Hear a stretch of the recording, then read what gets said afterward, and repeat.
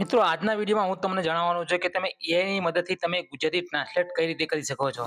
English legal document, office file કે contract સમજવામાં problem પડે છે, મુશ્કેલ ઇંગ્લિશ વર્ડ જોઈને કન્ફ્યુઝન થાય છે, તો આજે હું તમને બતાવીશ કે એઆઈ ટૂલની મદદથી તમે કોઈ પણ કોમ્પ્લેક્સ ઇંગ્લિશ ડોક્યુમેન્ટને એકદમ સિમ્પલ અને શુદ્ધ ગુજરાતીમાં કન્વર્ટ કરી શકો છો. તો ચાલો જોઈએ સ્ટેપ બાય સ્ટેપ. હવે મિત્રો આગળ વધતા પહેલા મારી ચેનલને સબસ્ક્રાઇબ કરી લેજો અને મારા બધા વિડીયોને લાઈક કરી લેજો. આ વિડીયોને પણ લાઈક કરી લેજો જેથી હું ભવિષ્યમાં આવા સારા વિડીયો બનાવતો રહીશ. તો મિત્રો સૌથી પહેલા તમારે ChatGPT ઓપન કરી લેવાનું છે. તમે તમારા ફોનમાં એની એપ્લિકેશન આવે છે, ડાઉનલોડ કરીને પણ તમે કરી શકો છો. તો હવે આપણે જોઈએ કે ઇંગ્લિશ ટ્રાન્સલેશન કઈ રીતે કરવું જોઈએ. મારા કોમ્પ્યુટરમાં તો એક ફાઇલ છે, એનું આની અંદર અપલોડ કરું છું અને એનું ટ્રાન્સલેશન કરીશું આપણે. એડ ફાઇલ છે ત્યાં ક્લિક કરો તો અહીંયા ફોટો અપલોડ થઈ ગયો છે. હવે હું નીચે લખીશ ફોર્મ લખીશ મારી ભાષામાં અથવા તમારી રીતે તમારી ભાષામાં લખવાનું છે. સારી રીતે તમને જેમ આવડે એવી રીતે જ લખવાનું છે. આમાં કોઈ રોકેટ સાયન્સ નથી. તમારા મનમાં જે પ્રશ્ન આવે એવી રીતે જ લખવાનું છે. તો મારી રીતે લખું છું અહીંયા કે મેં જે ફોટો અપલોડ કર્યો છે તેનું મને ગુજરાતીમાં જણાવો. તમારે ખાલી આટલું જ લખવાનું છે, કંઈ વિશેષ કંઈ શબ્દો લખવા નથી.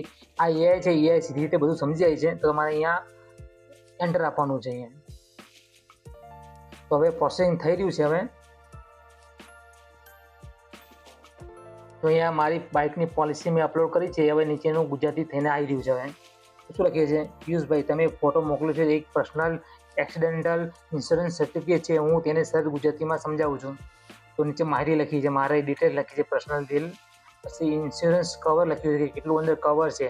તો આ પોલિસીમાં નીચેના કવર છે. તો એક્સિડેન્ટલ ડેથ થાય તો મને 1.5 લાખ સુધી મળે છે. ટોટલ પરમનન્ટ ડિસેબિલિટી પીડીટી કાયમી અપંગતા માટે આટલા મળે છે.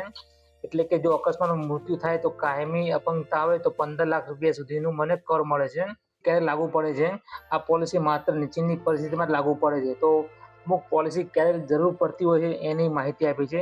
વાહન માલિકને અકસ્માત થાય તો, જ્યારે તે પોતાનું વાહન ચલાવી રહ્યો હોય તો વાહનમાં ચડતા અથવા ઉતરતા સમય પણ કવર રહેશે. એ પોલિસીનો સમય આપ્યો છે, મહત્વના અમુક નિયમો આપ્યા છે, કઈ પરિસ્થિતિમાં કવર નહીં મળે એ બધી માહિતી આપી છે. ક્લેમ કેવી રીતે કરો એની પણ માહિતી આપી છે. હેલ્પલાઇન શું છે? સરળ ભાષામાં વાહન અકસ્માત માટે 15 લાખ સુધીનું કર મળે છે. તો આપણે મોટા ભાગે જોતા હોય છે કે આપણા ઘણી બધી પોલિસી લેતા હોય છે, પણ આપણે એની માહિતી હોતી નથી કે પોલિસી શું કામ આવે છે. તો એની મદદથી તમે પોલિસીને સમજી શકો છો અને એની પર તમે એનો લાભ લઈ શકો છો. તો નીચે બીજા ChatGPT આપણને 3 પ્રશ્ન આપણને જણાવશે કે આવી તમારે બીજી સુવિધા જોઈએ છે. તો શું લખી છે?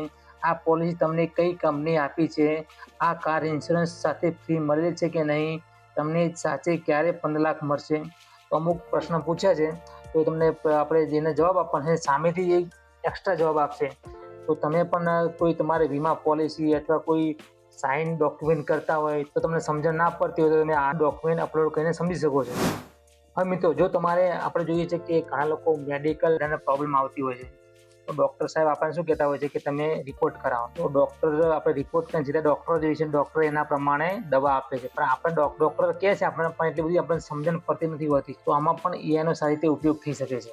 તો આમાં શું કરવાનું છે? ફરીથી તમારે જે રિપોર્ટ છે એનો ફોટો પાડવાનો છે, એડ ફાઇલમાં જવાનું છે, એ તમારો જે રિપોર્ટનો ફોટો એના અહીંયા અપલોડ કરવાનો છે. મારા એક સંબંધીનો અહીંયા મેં ફોટો લીધો છે, એ અપલોડ કરું છું. એના વિશે જાણીએ. તો અહીંયા ફોર્મ લખવાનું છે, પર અપલોડ થયેલ ફોટાનું ગુજરાતીમાં માહિતી આપો. આટલું લખવાનું છે, કંઈ એક્સ્ટ્રા કશું જ લખવાનું નથી. તમારી ભાષામાં તમને જે લેંગ્વેજમાં આવડે છે એ લેંગ્વેજમાં લખો, એવી સમજણમાં લખશો તો આઈઆઈ છે એ સારી રીતે તમને સમજણ આપી દેશે. તો અહીંયા પછી એન્ટર આપવાનું છે, એટલે મતલબ અપલોડ કરવાનું છે. તો આનું જે અંદર શું મહત્વ છે એ બધું અહીંયા સમજાવશે. તો એક રિપોર્ટ છે, એ રિપોર્ટનું અહીંયા લખીને આપ્યું છે. તમે અપલોડ કરેલ અમારે બ્રેન રિપોર્ટમાં શું લખ્યું છે એ હું સરળ રીતે ગુજરાતીમાં સમજાવું છું. આ જે દર્દીનો રિપોર્ટ છે એની દર્દીનો રિપોર્ટનું અહીંયા લખ્યું છે અને શું પ્રોબ્લેમ છે, એક ડિટેલ માહિતી આપી છે. રાઇટ ફ્રન્ટલમાં શું છે, ટૂંકમાં જ માહિતી આપશે કે જે તમને સમજવા લાયક છે. તો આ તો ખાલી એક રિપોર્ટ છે, તમારા લોહીના રિપોર્ટ હોય કે કોઈ પણ રિપોર્ટ હોય તમે આમાં અપલોડ કરીને સીધી રીતે તમે સમજી શકો છો. તો મિત્રો આ વિડીયોમાં આટલું જ હતું. મારે ટૂંકમાં તમને માહિતી આપવાની હતી કે તમે એઆઈથી તમે શું ગુજરાતી ટ્રાન્સલેશન કરી શકો છો, તમે સારી રીતે સમજી શકો છો.